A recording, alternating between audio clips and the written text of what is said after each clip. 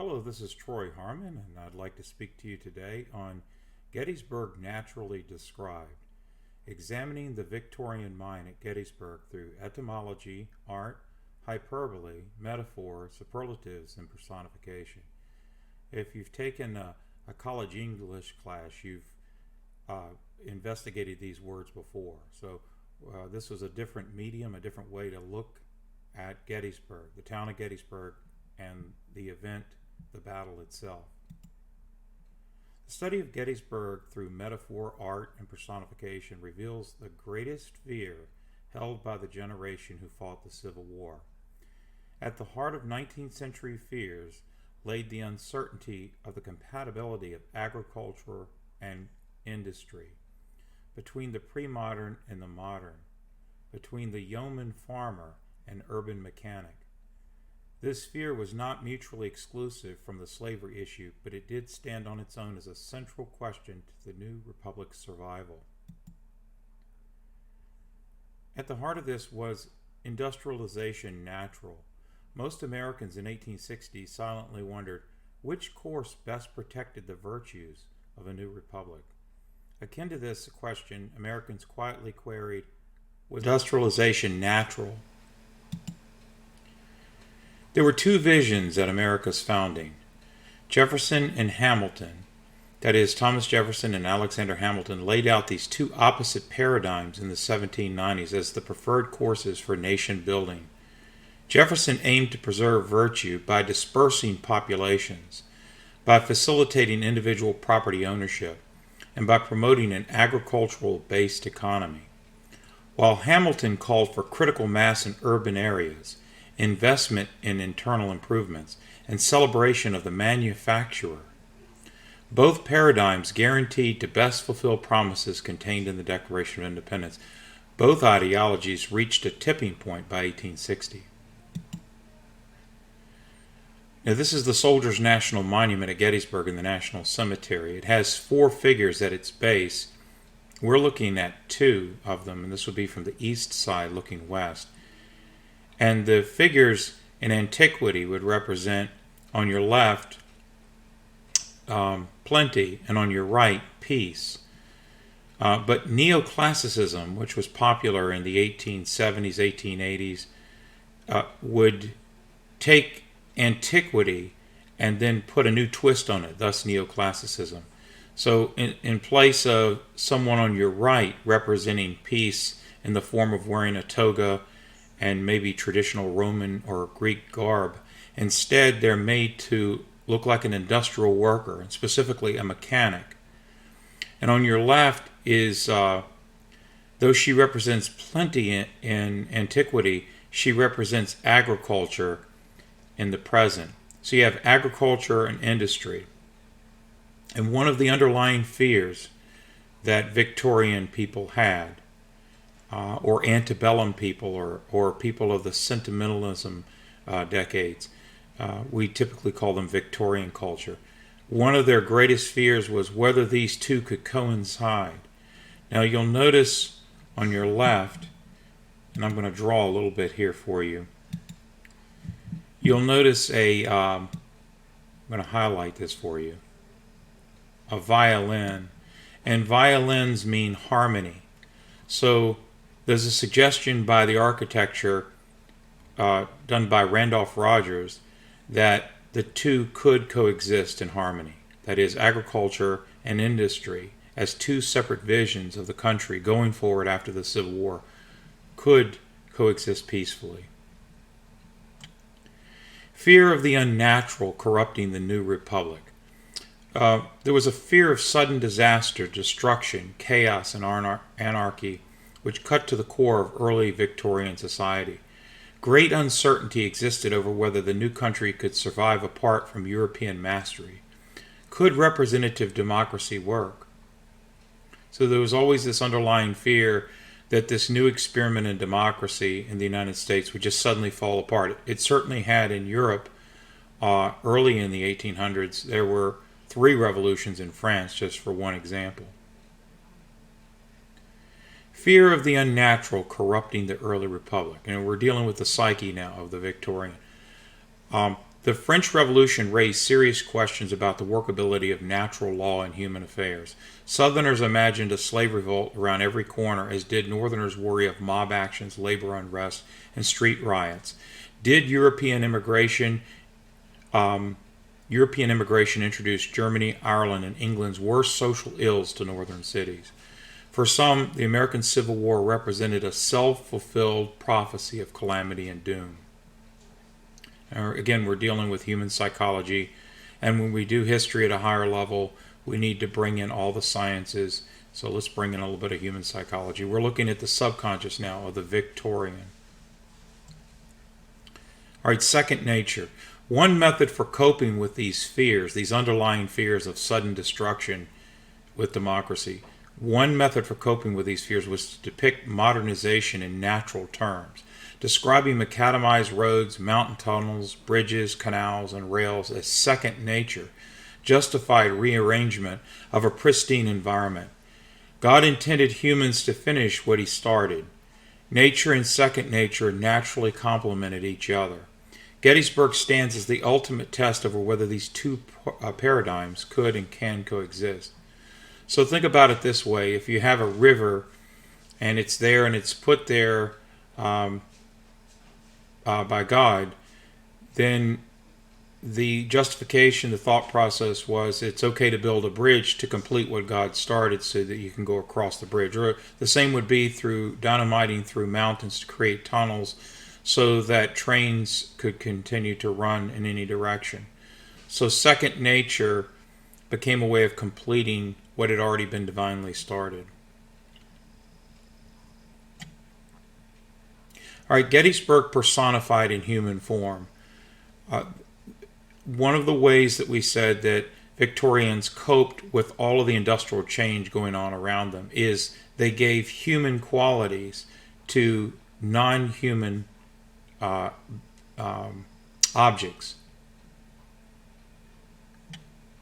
For example, you called the center of a town during the first Industrial Revolution, you called it the heart of the town. In this case, the heart of Gettysburg, as you can see by these illustrations. We're looking down Baltimore Street from the town square. So the heart of a city, the heart of a town, industrialization dealt with large bustling cities by giving them human characteristics and made them more familiar that way. This is called personification, giving human attributes to innate objects. Road arteries, or hub and spokes of a wheel. When they spoke of the roads that they had to build, which disrupted the environment, and these roads would cut across beautiful natural scenes, and oftentimes they would dig a grade and then put in pulverized stone. The way they saw this as coexisting with the nature around them is they would call it a road artery. So at Gettysburg, we would say that the Baltimore Pike was the artery of the Union Army's logistics at Gettysburg. And again, this is a way of making something that's planted by humans seem natural. Sometimes when we describe Gettysburg, we'll say that the battle occurred because of the roads, that the armies followed the roads and all roads led towards Gettysburg. And we describe that to the hub of a wheel, as you can see at the bottom here. So we have various roads. We have the Carlisle Road, Mummersburg Road, Harrisburg Road. You can see the Chambersburg Road here, the Fairfield Road or Hagerstown Road, Emmitsburg Road, Tawnytown Road, Baltimore Pike, Hanover Road, York Road. And so armies would diversify their movements on various roads so that there wouldn't be log jams. And so the hub of the wheel would be Gettysburg and the many spokes of the roads leading to it. Again, this is a way of making people feel more comfortable with altering the environment around them. We call this second nature completing first nature. Rail arteries, it would be a similar example. So you're using the idea of strapping iron across the environment, and then the air being polluted by steam and everything that's turned up in the way of dust and disruption. Maybe wildlife preserves are disrupted or cattle are hit by the trains. All of that is made to feel better by calling it an artery, a rail artery. And we can see the Hanover Junction on our left, and it connected with Gettysburg, and that was the Hanover-Gettysburg line that was there during the battle. Telegraph was called the Grapevine. You've ever heard the song, I Heard It Through the Grapevine? That comes from the Telegraph. And in the bottom there you can see a picture of a grapevine and how that inspired the wiring that was used on poles for telegraph. Sometimes the telegraph office within a train station would be called the nerve system, or the nerve center, or the nervous central system. Central nervous system or nerve center. Rivers were called the lifeblood, and creeks are the veins. Rivers were also called trunks, and the creeks were called branches. And when you're dealing with rivers and creeks, that's natural to begin with, but then you add human characteristics. This is called personification. A river is the lifeblood, or the creeks are the veins, or rivers are trunks, and creeks are the branches. And so you can see the illustrations here that reinforce the Gettysburg area is one of the veins on the Monocacy trunk, or one of the branches. One of the veins on the Monocacy lifeblood, or one of the branches on the Monocacy trunk. So you can see Rock Creek there and Marsh Creek as veins and branches. Skeletal framework is another personification terminology that we use to describe the layout of the town in its traditional Roman grid. So let's bring in a little bit of history too. Western towns in Western Europe and in the United States were set up almost like a checkerboard design, and we call it the Roman grid.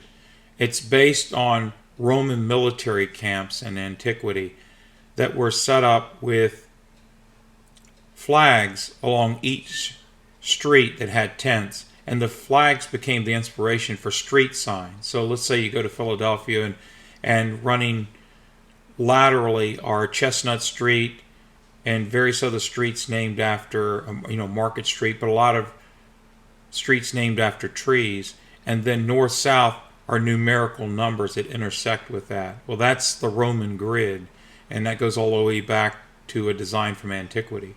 So we might say that the town of Gettysburg was based on the Roman grid, or we could say, in a personification way, it's the skeletal framework of Gettysburg. Now, typically, and when you set up a Roman grid, the generals would be at the very head of the grid, and then the soldiers would be further back. Towns have been set up the same way, where you put the courthouse and the most important businesses in the center or at the front of the streets, and then people live beyond that or behind that. Etymology reveals more nature and second nature in the study of Gettysburg. Through word studies, we can uncover more about the town and battle as a byproduct of nature and second nature. Both reveal how Gettysburg fit in with broader surroundings. Okay, so for you English majors, you know all about this, but we're applying this to Gettysburg today, and so let's see where it leads. Etymology is the origin of words. So we can learn another layer of information about any subject by just breaking down the words. Linguists do this on a regular basis. So let's do a little bit of that with the Gettysburg campaign. All right, think of forts as second nature. Colonial forts, which we would call second nature, controlled access from the Cumberland into the Susquehanna Valley, which we would call nature. So the forts are second nature, the valley is nature. During the French Indian War, Chambersburg, Waynesburg, Gettysburg, Shippensburg, Carlisle, and Harrisburg found their beginnings as first defenses on the 1750s western frontier, foreshadowing their strategic significance in 1863. Forts is second nature. All of these forts served as entry points, staging areas, escape and pursuit routes, or points of contact through South Mountain in the 1750s, 1790s, and 1860s. All three of General Lee's strategic offensives, Antietam, Gettysburg, and Monocacy, used this mountain range for maneuver. Colonial fort towns foreshadowed geographic hotspots of the Gettysburg campaign. And so this is where we specifically narrow in on etymology. And specifically the word burg. Borg, that's B-O-U-R-G, burg, B-U-R-G, burg, B-U-R-G-H, as in Pittsburgh, or borough, B-O-R-O, and borough, B-O-R-O-U-G-H, are German for walled or fortified town. In this map we can see there are quite a number of walled or fortified towns. And so, for instance, we have Green Castle. Castle's another word for fort. We have Waynesboro, which means walled or fortified town to Wayne. And then we have Mechanicsburg, walled or fortified town. Moving up, we have Fort Loudon. Going to see a picture of that here shortly. That's just west of Chambersburg. It's called Fort Loudon, Pennsylvania. They do live in history there, and they have a French Indian War fort. Chambersburg. And then further north, Shippensburg. And we could point out other examples here, but these are all examples of borgs, burgs, boroughs, castles. Essentially, the Blue Ridge Mountains, or in this part of the Northeast, the South Mountain we call it, it had forts built. Fortified towns came as a result of protecting the passes between the South Mountain, east and west, mainly to guard against Native American attacks or disturbances between Native Americans and settlers across the mountains to either side. In Franklin County, there are various forts, including Chambersburg, and here's a picture of Fort Chambers as it's reconstructed today. Fort McDowell. John McDowell's mill, stockaded in 1755 by local settlers, used by provincial authorities until building of Fort Loudon, 1756, starting point of Colonel Byrd's road to the west. Sometimes the first forts were blockhouses, but they were points of first events where you kept a stockpile of pikes and rifles, or muskets at that time for the most part, and some rifles, and food. So if there was an attack, it would be a place where the settlers could hold out until troops from Philadelphia or some point closer could be marched out to the western frontier, which was the Gettysburg area, and help defend. Here's Fort Loudon. Again, they do live in history there, so it's a great visit.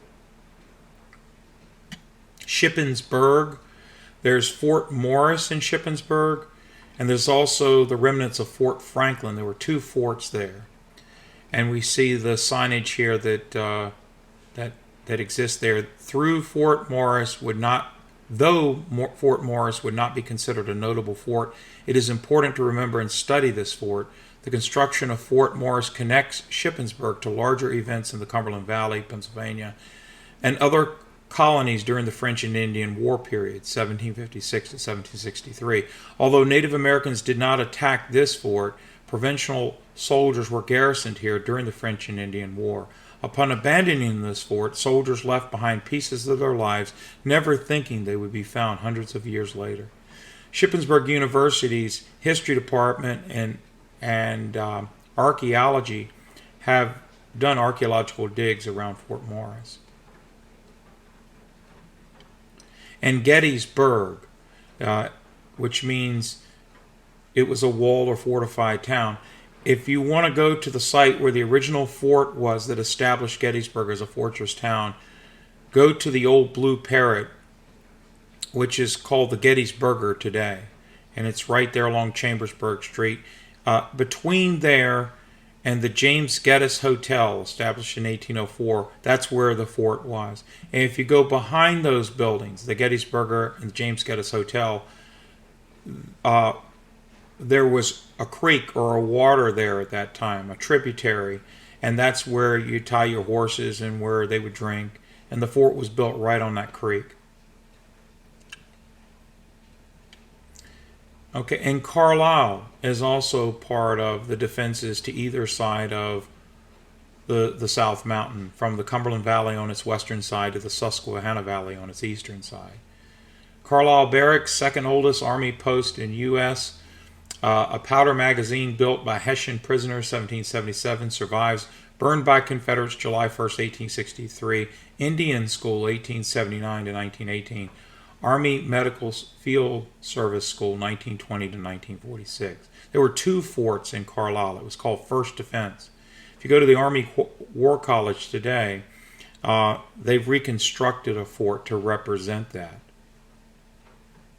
Sometimes the French flag is up, and it's a fascinating place to visit. Harrisburg. Forts Hunter and Barnett were at Harrisburg, and you can see the archaeological digs going on there. And so be a great visit.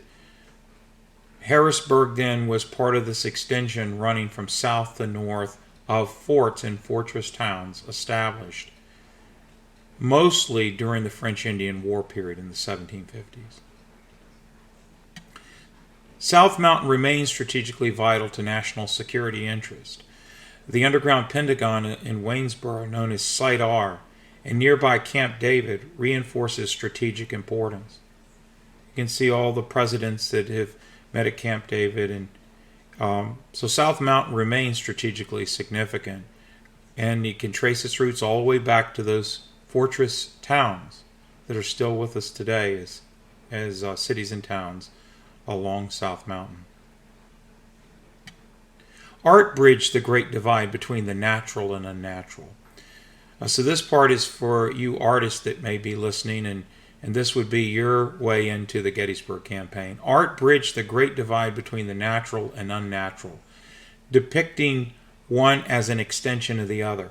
Art visually reinforced compatibility of agriculture and industry to reassure Victorians of the naturalness of mechanized production. Art bridged the gap, the spread of the market economy through macadamized roads, canals, tunnels, bridges, railroads, telegraph lines, and the steam cylindrical press, ushered the North into the modern age. By the 1850s, factories produced shoes, clocks, agricultural machinery, sewing machines, and furniture, while armories and foundries cranked out firearms with interchangeable parts. Forges turned out rails for railroad companies. Art calmed the nerves by depicting all this modernization as perfectly natural. Let's begin with paintings. Romanticism celebrated bucolic nature scenes. So Romanticism's the early part of the 1800s, 1820s, 30s, 1840s, while realism merged industry with nature. So on your left you can see perfect examples of romantic paintings where there's these nature scenes. They're perfectly serene and calm, and you can see water and mountains and people standing peacefully there. But on your right, in contrast to that, you can see by the 1850s a realism starts to enter into the art world. That is, artists start to show these modern intrusions, steam ships and steam trains intruding on the natural environment. So again, artists were trying to bridge the gap in the subconscious between the natural and the unnatural. Plant and flower designs on rifles. Have you ever wondered why you look at the stock of a rifle and it has these ornate carvings of vines and flowers and things like that? Again, that's an attempt by a gunsmith to make something that's made of cold metal look natural and part of the environment and completely compatible. You know, we do that today with our cell phones. Maybe it seems foreign and unnatural, but to make us feel more comfortable with it, we buy an odder case for it. And so we do the same thing. Or some of you might remember in the 1970s, station wagons came out with wood grain paneling on the side. Again, that's a way of trying to make the unnatural appear natural. Flower designs on Singer sewing machines. You ever wonder why they put paint colorful flowers on a sewing machine, on a metal sewing machine? It's the same idea. It's the art world trying to bridge a gap in the subconscious that this is natural. Bathtubs with lion paws. You ever seen a bathtub with lion claws or paws? That's or have you ever seen a doorknob on the front of a house and it's a lion's face? And that's what's going on there, is the artist is trying to bridge the gap in the subconscious between the natural and the unnatural. Pianos supported by animal limbs. If you've ever seen a piano that has what looks like animal limbs, that's again the same idea, bridging the gap between the natural and the unnatural. Or a Victorian couch with wings and claws. Same concept. If you go to the rostrum, the speaker's rostrum at Gettysburg National Cemetery, the rostrum is a blend of Roman portico design, typical Roman brick construction, 19th century Industrial Revolution inspired metal railing, a natural grass stage floor, and an arbor for ivy and vines, indicative of emerging 19th century environmental concerns. So this is a Duke's mixture of everything here. And that really is that rostrum is a picture of the Victorian mind. They were trying to take the best of antiquity and blend it with industrialization. Iron was being used more and more in the 19th century as supports in buildings, so you didn't have these huge stone columns that would block people's view of the stage. So they were using thinner materials as skeletal structures in buildings to support it. And that's why when you look at a Victorian house, it's so busy. It has bits of Gothic, it has bits of Romantic architecture mixed with modern iron railing out front. Victorians were sort of confused of how all of it should go together. And again, a grass floor and an arbor above for ivy and flowers and that sort of thing, wisterias.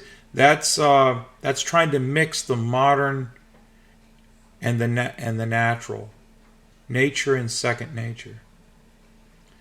Personification, which is human, and anthropomorphism, which is divine, is also another factor here in our study. Eyewitness accounts of great machines in operation liken them to monsters, usually attributing both divine and human-like qualities. So personification would be giving human characteristics to an innate object. Anthropomorphism is giving human characteristics to something that's divine. We do this today with hurricanes. We use personification with hurricanes. We name it Hurricane Katrina or Hurricane Andrew. We try to take something that is scary and give it a human quality. So we do this today when naming hurricanes or referring to an empire. We'll call the empire she or her. Or a ship we'll name after a person. Or even a car like Lincoln or Ford or Dodge or Chevrolet or Mercedes or Benz. We name them after a person. Attaching a name, human or divine personality, allows us to wrap our mind around the unknown. Here's an example. The Corliss Engine as Leviathan. Huge machines towered above humanity in the 19th century, assuming a life of their own, not unlike a mythical creature. See, 19th century people were the first to see machines powered by steam, and then later on by combustible engines, and then later on by electricity. None of that existed prior to the 19th century. A steam engine was invented late 1700s, but its real use doesn't come into existence. The first and second industrial revolution in the United States is a direct outgrowth of these inventions. And again, it scared people because it was, for thousands of years, people had lived with only literal horsepower and literal human power, water and mill power. windmill power and watermill power, and suddenly everything changed overnight. And so how to deal with the scariness? We'll give it a human name. So you can see Leviathan. President Grant flipped the switch on this machine, and it was all part of a ribbon-cutting ceremony. Hundreds of people were there, and they called it Leviathan. And you can see the monster on your right that resembles it. Industrial smokestacks snorted, belched, and blew off steam in the unsettled Victorian imagination. Whistling and talking tree trains. Again, personification here, and anthropomorphism. Gettysburg accounts describe artillery fire as shrieking, hissing, deep roaring, low buzzing, leaping with tongues of flames, and vomiting shell, shot, case, and canister. It's a way of the Victorians' unsettled mind with all these modern implements of war. The way to wrap their mind around it was to give it animal and human qualities. So the cannons, I mean, this is frequent in the soldier accounts. They talk about the cannons roaring. Well, that's a picture of a lion. Okay, let's continue to work on the Victorian subconscious here. War correspondence versus journalism. War correspondents at Gettysburg were not considered journalists in the modern sense. Unlike William Randolph Hearst, Upton Sinclair, Ida Tarbell, and Joseph Pulitzer, who offered investigative reporting to their readers several decades after the Civil War, 1860s war correspondents indulged in superlatives and hyperbole. Hyperbole and metaphors. War correspondents typically contrasted the beauty and serenity of nature with the havoc, disorder, and chaos of battle. Their favorite lines consisted of, quote, indescribable, or, quote, the earth just opened up and swallowed a line of battle, or, quote, weeth before the skid, and, quote, the sun looked like a great red ball. I mean, you see that one over and again with contemporary accounts of Pickett's charge. Fiends, devils, and death angels, that's anthropomorphism, appear in the language too. Overall, an end-of-days apocalyptic feel pervades newspaper accounts of the battle. The point is that they didn't write to the point like real journalism did later in the century. They wrote very flowery, very descriptive, very visual. A lot of this had to do with photography was in its infancy, and when you published, there was, unless you had a good sketch artist working for you, you didn't have a visual to go with what people were reading. So people learn how to be visual with their writing. Here's an example. Let's do a little exercise here. London, Wednesday, August 19th, 1863, and then reprinted in the New York Times. Gettysburg correspondent states, the engines of war are modern, but the angel of destruction, there's anthropomorphism. But the angel of destruction which fires them is the same destroying angel, and there's anthropomorphism, that laid low Assyrian, Chaldean, and Persian armies. Milton has given us a picture of ancient war conducted with modern instruments. Here's their unsettledness with, what happened to chivalry. Now the modern instruments have changed all of that. And has boldly introduced the thunders of field guns. Thunders of field guns. There's your personification and anthropomorphism. And to the earliest fight of the record, this war combines the newest military inventions with oldest type of horror and destruction. So they're trying to wrap their mind around the war as being a modern war, but somehow very familiar. The results are the same. Here's some more examples of hyperbole and superlatives in Victorian writing.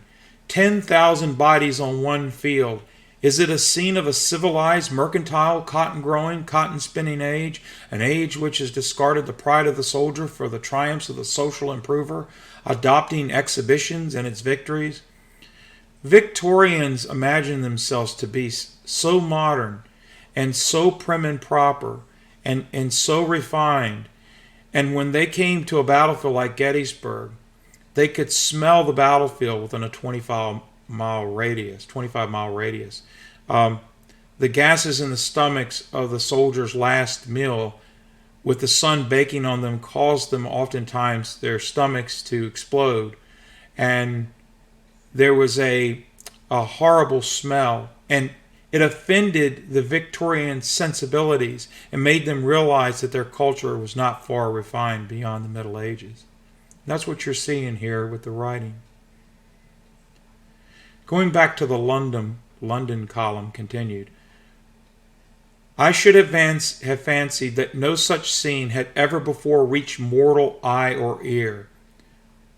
A thick canopy of smoke, constantly rent by bright darting flashes of flame. See how visual this is? Cast its dense pall over the struggling, bleeding thousands who toiled and died in its center, while out of the opaque gloom, as though from the bowels of the earth, there's your personification, one deep, prolonged, bellowing roar, there's your anthropomorphism, never ceased to issue. Through the deepening twilight, the fierce struggle continued until in the gloom the dazzling parabolas of flame bursting into sparkling jets and coruscations as the shells cracked and exploded made a ghastly pyrotechnic that could hardly have rent the skies with fiercer or more unearthly resonance and din. The Philadelphia Inquirer wrote of Pickett's charge, quote, on they came, up to the very mouths of the cannon. There's your personification. It's given a human quality to an innate object. Up to the very mouths of the cannon, up to the hillsides, along which were stone fences in all directions. Our riflemen lay behind them, and as the rebels played upon us at Fredericksburg, so we poured a sheet of flame into their faces as they came within range, and hundreds were piled up as quickly as grain. There you go, there's your metaphor. As quickly as grain would fall before the reaper's iron hand. Okay, and that's giving a human quality to something divine. That's anthropomorphism. Reaper's iron hand. Baltimore Sun wrote of Pickett's charge, then ensued hours of cannonading, unsurpassed and incessant fierceness by any artillery battle on this continent. The sight and sound were awfully sublime. The hills trembled. See, the hills trembled. The hills trembled beneath the percussion. The sound filled the heavens, and nature, as it were, stood still to contemplate the scene.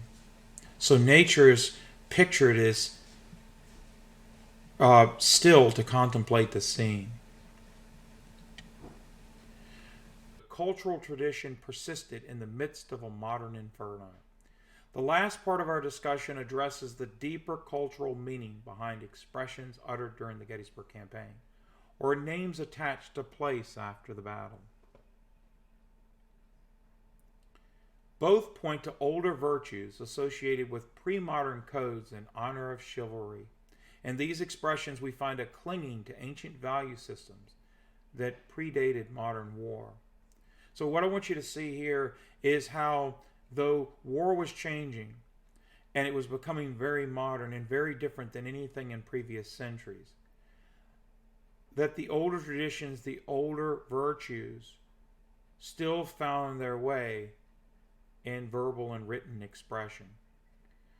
A tradition or usage of older terms and language that made the unfamiliar seem familiar, made the modern seem not so unfamiliar, would be the example of Valley of Death. If you go to Gettysburg today and you walk the bloody wheat field, there were 5,000 soldiers killed, wounded, or missing there in 2.5 hours. It's the bloodiest 26 acres in American history.